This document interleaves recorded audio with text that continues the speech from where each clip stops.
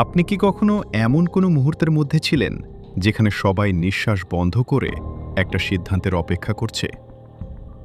মনে হচ্ছে এখন যা হবে সেটাই বদলে দেবে সবকিছু।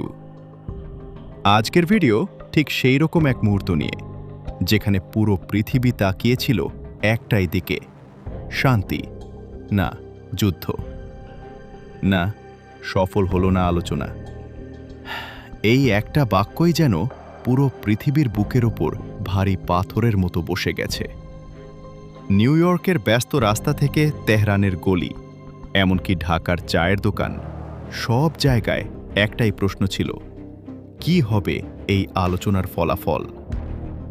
মনে হচ্ছিল পৃথিবী যেন এক বিশাল পরীক্ষার হলে বসে আছে, আর প্রশ্নপত্রে লেখা যুদ্ধ না শান্তি। আপনি যদি আন্তর্জাতিক রাজনীতির এমন গভীর বিশ্লেষণ নিয়মিত পেতে চান, তাহলে এখনই ভিডিওতে একটি লাইক দিয়ে দিন আর আপনার মতামত কমেন্টে লিখে জানান। আপনি কি মনে করেন এই আলোচনা সফল হওয়া উচিত ছিল? ২১ ঘন্টার টানা বৈঠক। ভাবতে পারেন পুরো ২১ ঘন্টা ধরে কূটনৈতিক লড়াই, অসংখ্য প্রস্তাব, পাল্টাপাল্টি যুক্তি, চাপ আর প্রতিচাপ।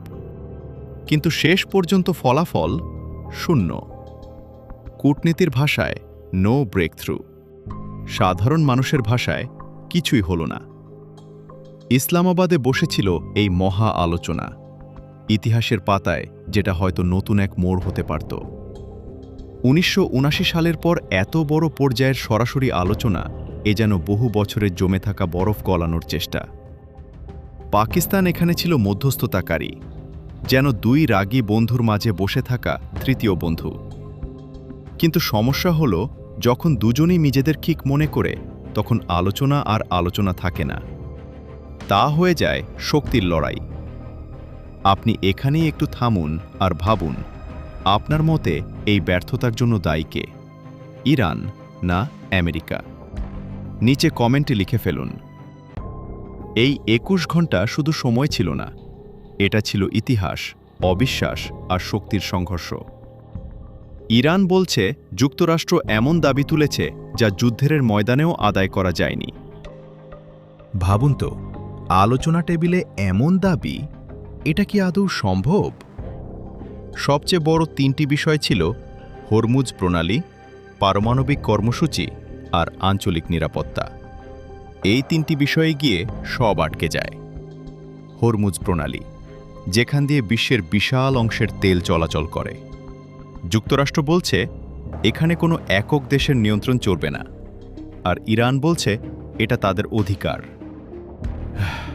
এটা যেন নদীর দুই তীর, কাছাকাছি কিন্তু কখনো মিশে না।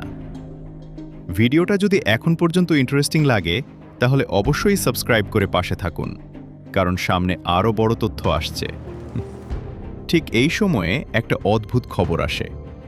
বলা হয় আলোচনার সময় নাকি ডোনাল্ড ট্রাম্প রেসলিং দেখছিলেন। ভাবুন তো, একদিকে কূটনৈতিক রেসলিং চলছে আর অন্যদিকে বাস্তব রেসলিং।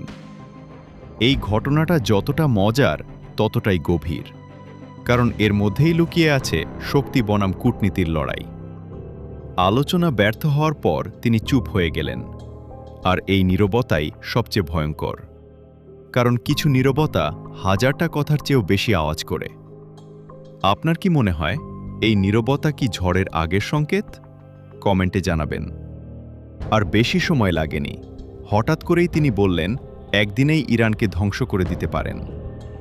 এই একটি বক্তব্যই পুরো বিশ্বকে আবার কাঁপিয়ে দিল। এটা শুধু হুমকি না, এটা শক্তির প্রদর্শন, আবার একই সঙ্গে অস্থিরতার ইঙ্গিত। তিনি বললেন ইরানের জ্বালানি খাত, বিদ্যুৎ কেন্দ্র সব ধ্বংস করে দিতে পারেন। এমনকি হরমুজ নিয়েও স্পষ্ট বার্তা, সবাই যাবে, না হলে কেউ না।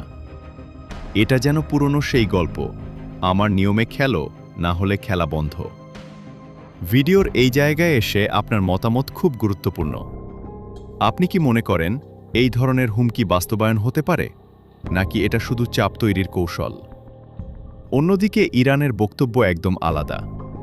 তারা বলছে একটি বৈঠকে সমাধান আসবে এমন আশা তারা করেনি, বরং এটা একটি দীর্ঘ প্রক্রিয়া শুরু, মানে খেলা শেষ না। শুধু প্রথমার্ধ শেষ। কিন্তু বাস্তবতা হল এই প্রথমার্ধের পরেই বিশ্বজুড়ে উদ্বেগ বেড়ে গেছে, কারণ কেউ জানে না দ্বিতীয়ার্ধে কি হবে। গত কয়েক মাসের উত্তেজনা, হামলা, পাল্টা হামলা সব মিলিয়ে মধ্যপ্রাচ্য এখন এক বিশাল দাবার বোর্ড, আর প্রতিটি চালের পেছনে লুকিয়ে আছে বিস্ফোরণের সম্ভাবনা। ভিডিওটি যদি এখানে পর্যন্ত দেখে থাকেন তাহলে বুঝতেই পারছেন বিষয়টা কতটা গুরুত্বপূর্ণ। তাই ভিডিওটি শেয়ার করে অন্যদেরও জানিয়ে দিন। পাকিস্তানের মধ্যস্থতা ছিল একটুখানি আশার আলো, কিন্তু সেই আলো এখন ঝাপসা। একজন বলছে শান্তি, আরেকজন বলছে শর্ত। একজন বলছে সমঝোতা, আরেকজন বলছে নিয়ন্ত্রণ। ফলাফল, আলোচনা হয়েছে কিন্তু সমাধান হয়নি। এখন সবচেয়ে বড় প্রশ্ন, এরপর কি? ডোনাল্ড ট্রাম্প কি আবার কথা বলবেন, নাকি সরাসরি পদক্ষেপ নেবেন? ইরান কি তাদের অবস্থান বদলাবে, নাকি আরও কঠোর হবে? আর সবচেয়ে বড় প্রশ্ন, এই ব্যর্থতা কি নতুন যুদ্ধের দরজা খুলে দেবে? এই প্রশ্নগুলোর উত্তর এখনও অজানা, কিন্তু একটা জিনিস নিশ্চিত, বিশ্ব এখন অপেক্ষায়। এটা শান্তির অপেক্ষা না, এটা অনিশ্চয়তার অপেক্ষা। হয়তো আবার আলোচনা হবে, আবার টেবিল বসবে, কিন্তু বিশ্বাস, এই জায়গাটাই সবচেয়ে বড় সমস্যা। কারণ বিশ্বাস ছাড়া কোনো আলোচনাই সফল হয় না।